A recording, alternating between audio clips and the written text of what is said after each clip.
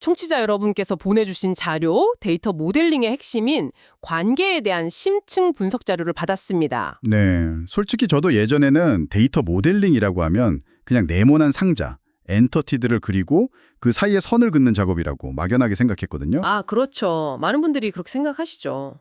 그런데 보내주신 자료로 보니 그 선 하나에 엄청난 의미와 규칙에 담겨 있더라고요. 네, 오늘은 이 관계라는 선의 정체가 무엇인지, 그리고 이 선을 어떻게 그려야 데이터가 제대로 작동하는지에 대해 깊이 파고들어 보겠습니다. 정말 좋은 지적이십니다.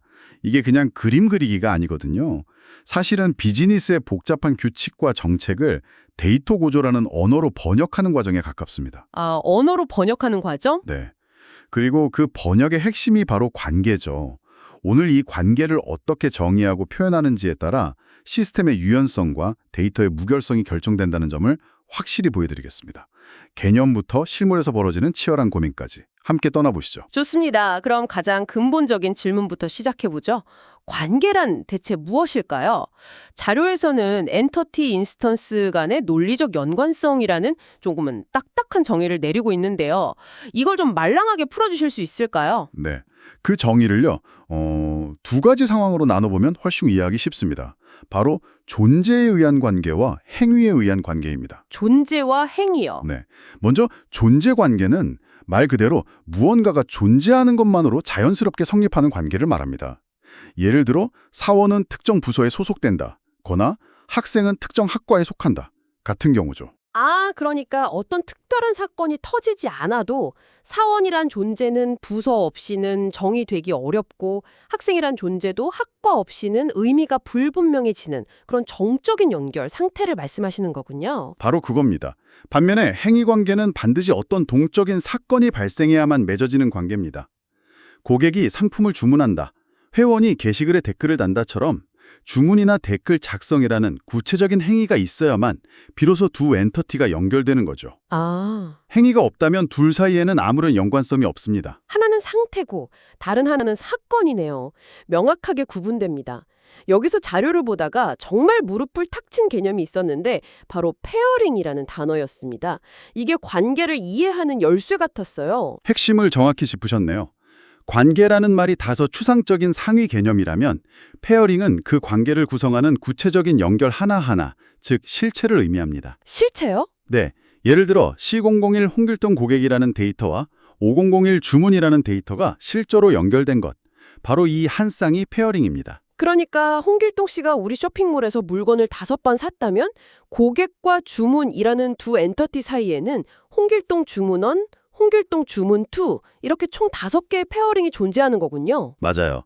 그리고 그 수백만 고객들이 만들어낸 수억 개의 페어링, 그 구체적인 쌍들의 집합을 우리가 추상적으로 고객은 주문을 한다라는 하나의 관계라고 부르는 겁니다. 와, 자료에 나온 인스턴스의 집합이 엔터티이고 페어링의 집합이 관계다라는 문장이 바로 이 의미입니다. 아하! 모델링 다이어그램에 그어진 선 하나가 실제 운영 데이터베이스에서는 수백만, 수천만 개의 구체적인 페어링을 대표하고 있는 셈이죠. 와, 그렇게 생각하니 다이어그램의 선 하나하나가 정말 무겁게 느껴지네요. 그렇죠. 그 선의 무게가 느껴지시나요? 네, 수많은 데이터 쌍들을 대표하는 거니까요.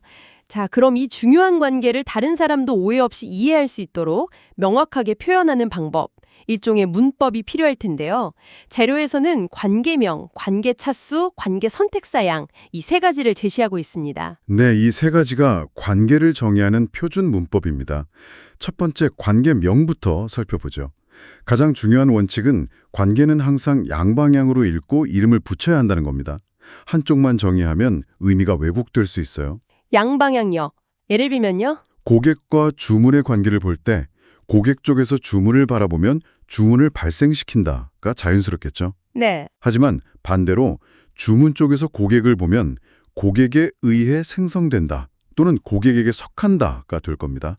이 2개의 이름을 모두 정의해야 비로소 두 엔티티의 상호작용이 명확해집니다. 아, 어떤 부서는 사원들을 포함하고 사원들은 그 부서에 소속된다처럼요.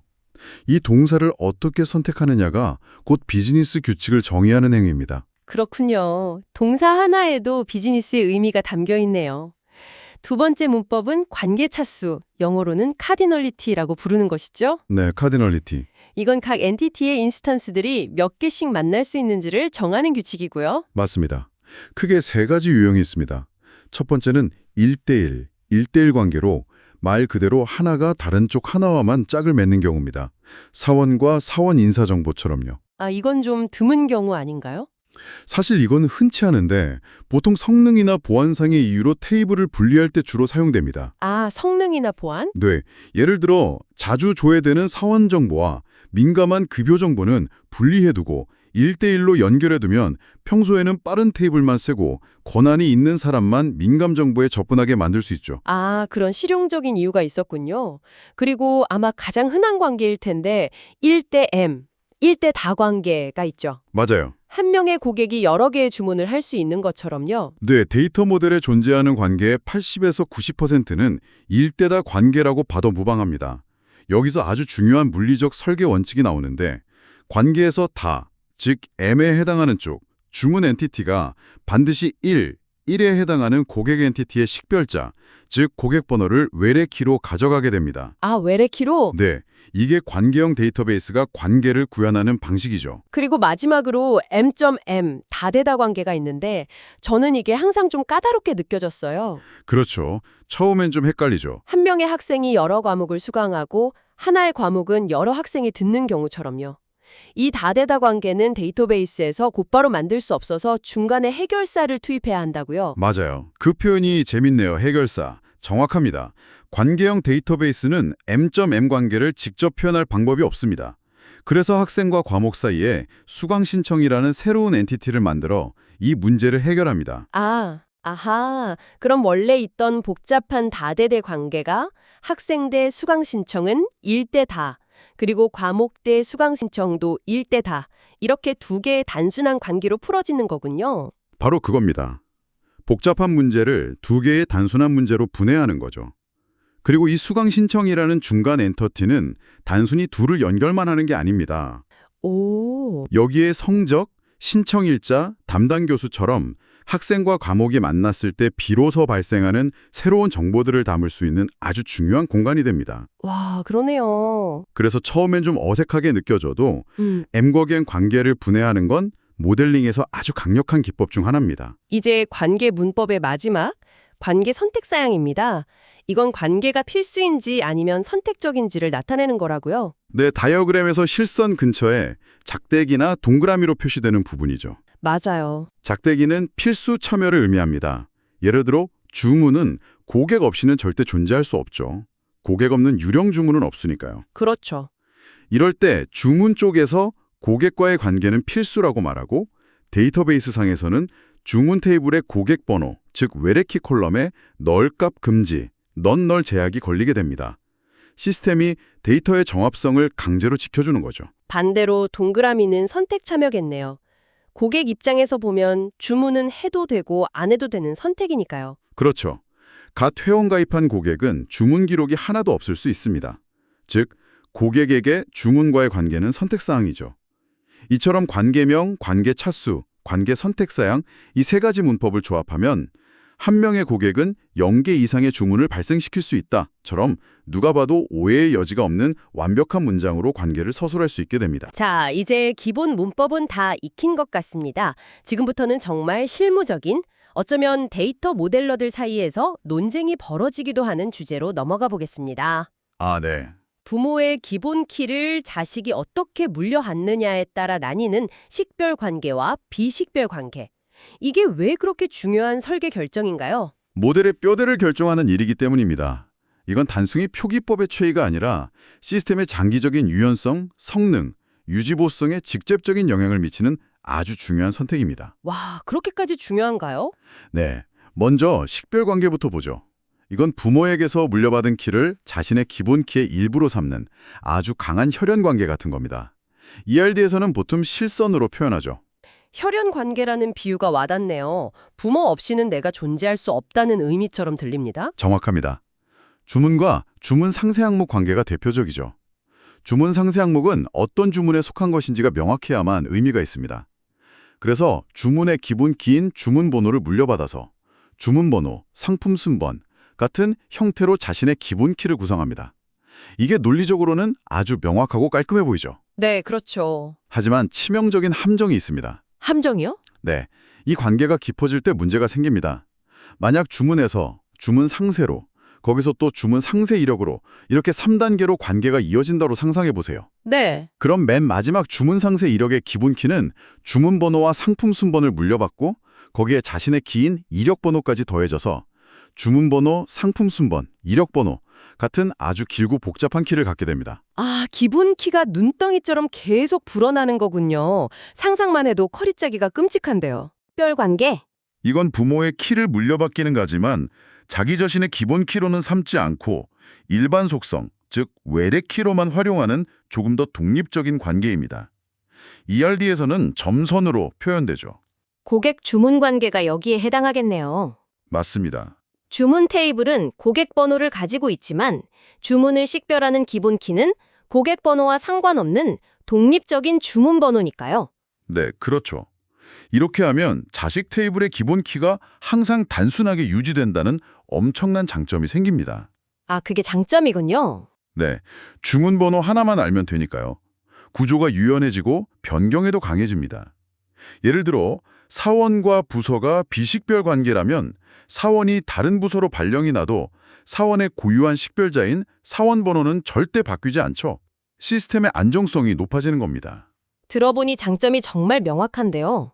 그럼 실무에서는 언제 어떤 관계를 선택해야 하는지에 대한 기준이 있을까요? 네, 있습니다. 그리고 이 기준이 오늘 대화의 핵심적인 실무 팁이라고 할 수 있습니다. 오, 많은 주니어 모델러들이 식별 관계의 논리적 순수함에 빠지곤 하는데 현실 세계의 유연성을 위해서는 비식별 관계를 기본 원칙으로 삼고 정말 꼭 필요한 경우에만 식별 관계를 예외적으로 사용하라는 겁니다. 아, 기본값이 비식별 관계군요. 그렇습니다. 그럼 꼭 필요한 경우란 언제일까요?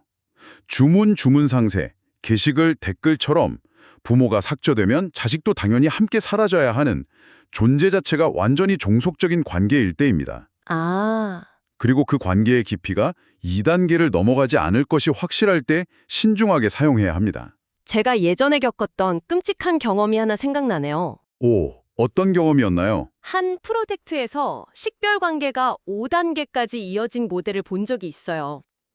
가장 말단에 있는 테이블의 기본 키가 5개의 컬럼으로 이루어져 있었죠. 와, 5개? 데이터를 하나 조회하려고 조인을 거는데 조건절에 키를 5개나 넣어야 하는 걸 보고 정말 아찔했습니다. 성능은 말할 것도 없었고요. 그때 왜 비식별 관계를 기본으로 해야 하는지 뼈저리게 느꼈습니다. 바로 그런 경험이 최고의 스승입니다. 그게 바로 제가 말하려던 식별 관계의 함정이죠. 모델은 한번 잘못 만들어지면 고치기가 정말 어렵습니다. 그래서 유연성을 확보하는 것이 무엇보다 중요하고 그런 면에서 비식별 관계는 우리에게 훨씬 더 많은 자유를 줍니다. 오늘 데이터의 연결고리인 관계에 대해 정말 깊이 파고들어 봤습니다.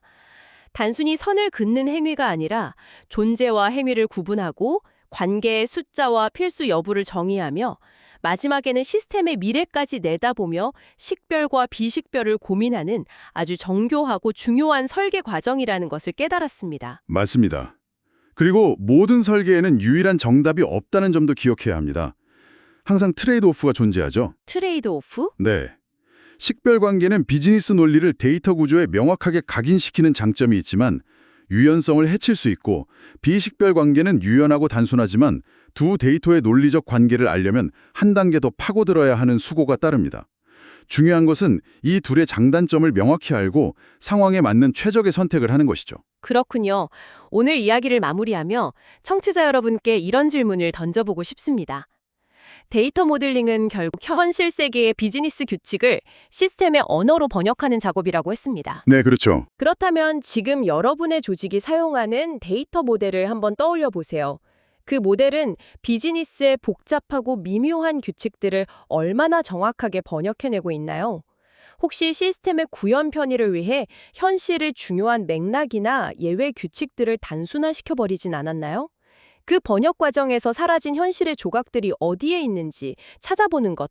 어쩌면 그것이 여러분의 데이터를 새로운 차원으로 바라보는 시작점이 될지도 모릅니다.